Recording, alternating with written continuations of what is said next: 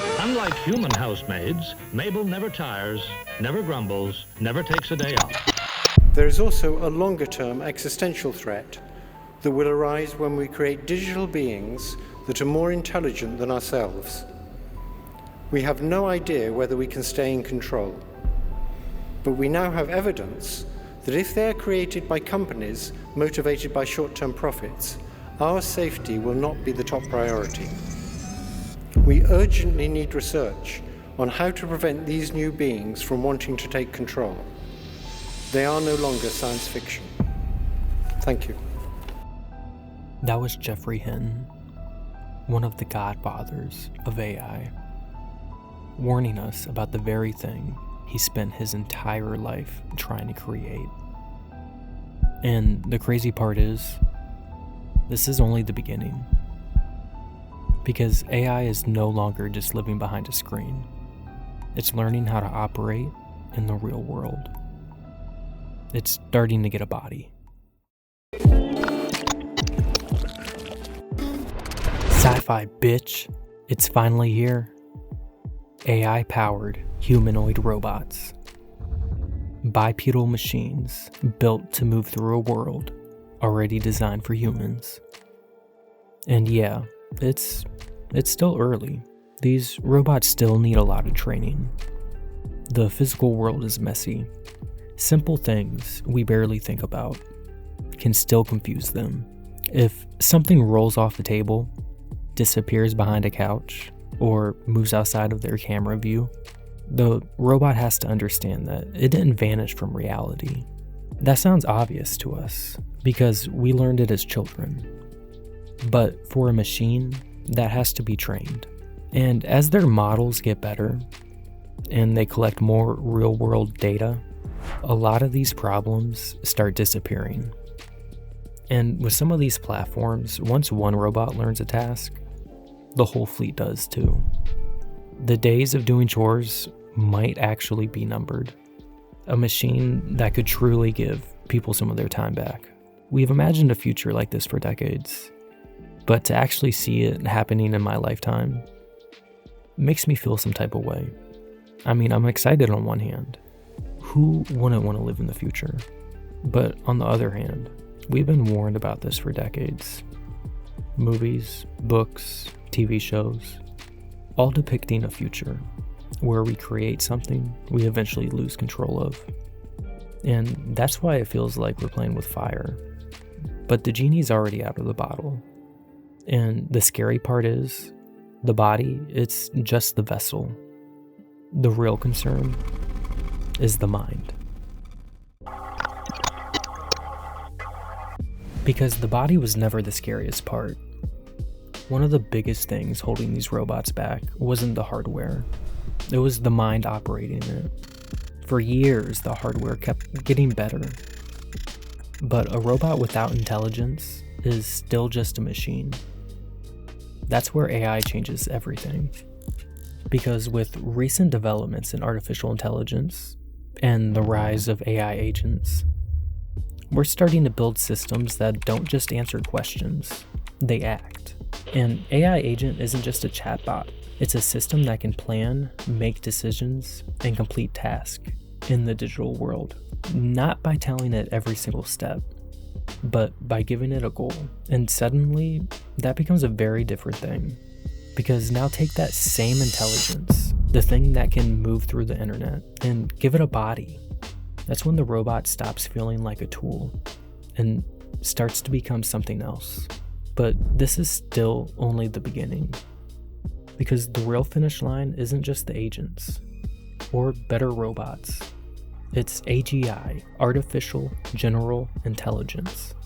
It's a system that can learn, reason, and adapt to problems it was never specifically trained for. And if that sounds insane, good, because it is.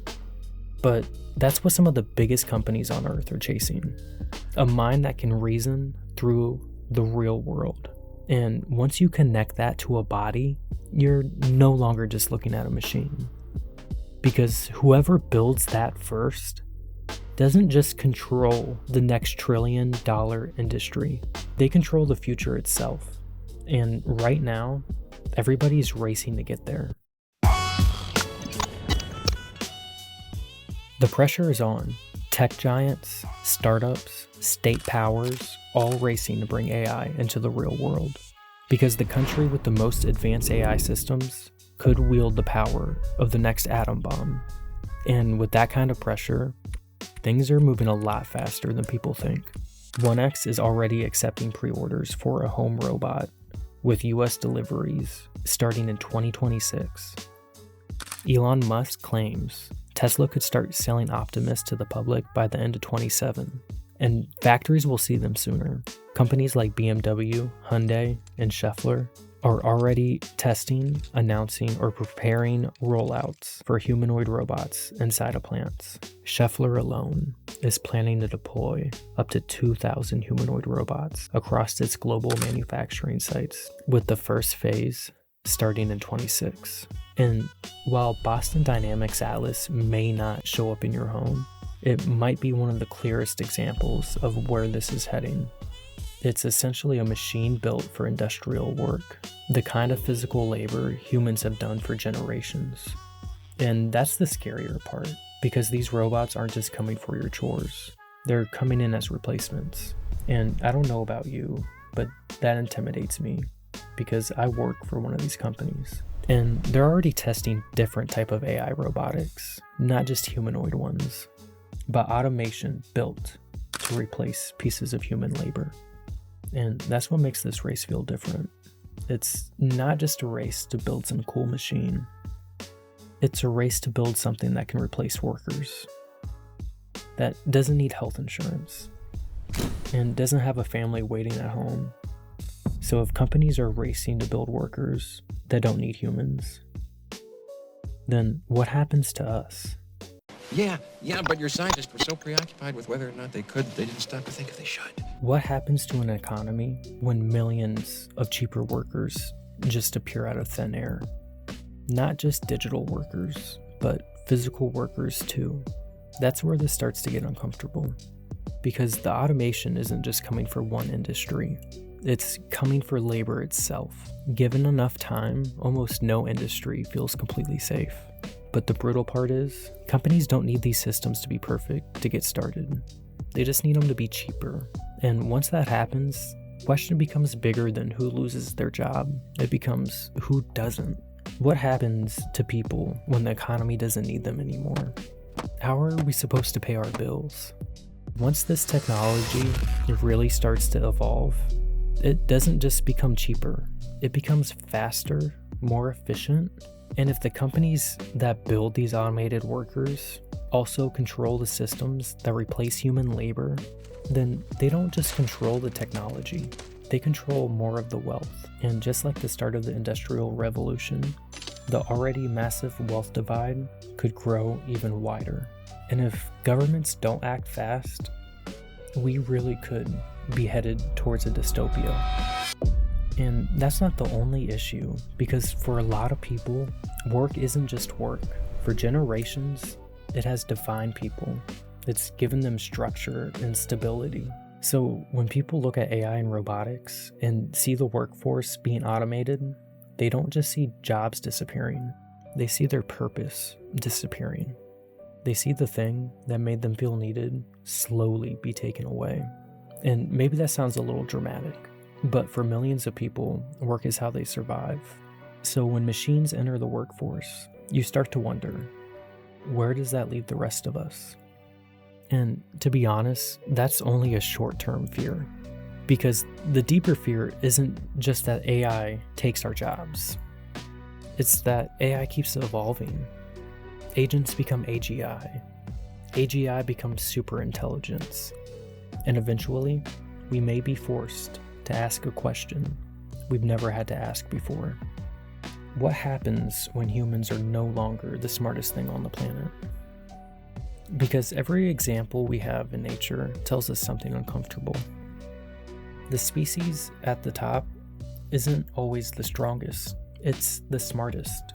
And for all of human history, that was our advantage.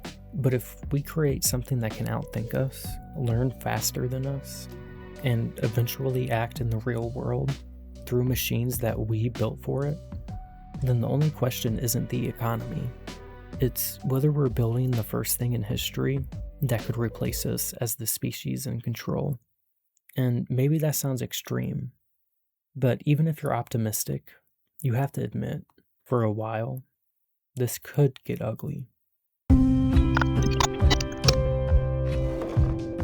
But maybe that's not where the story ends. Because if AI and robotics really do take over more of the work humans are used to, then yes, it could break a lot of things. But it could also force us to ask a question we probably should have asked a long time ago.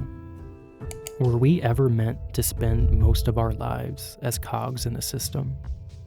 Because I think most people feel it.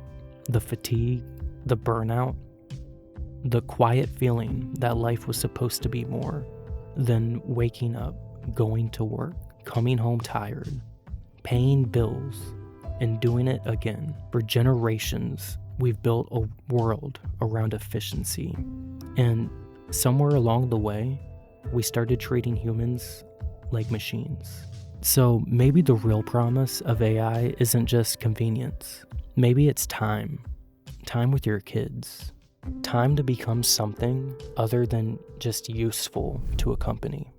Because when you look back at the original Renaissance, it didn't come from nowhere. It came when wealth, knowledge, and trade became abundant enough for some people to finally breathe. They had enough room to look up from survival and ask, what are humans capable of? And look at what came out of that. Beautiful architecture, philosophy, art, science, craftsmanship. Not because people stopped working, but because some people finally had the resources and the freedom to create beyond survival. So maybe AI could do the same thing. Maybe with enough intelligence and enough time, we could bring value back to the things that make us human. The weird, beautiful things that don't exist because they're efficient, but because someone cared enough to make them. But that future isn't guaranteed. AI doesn't automatically create a renaissance. It could just as easily create a world where a handful of people run everything, own the machines, control the labor, and leave everyone else fighting for scraps. So maybe this is the real choice. Not whether AI is coming.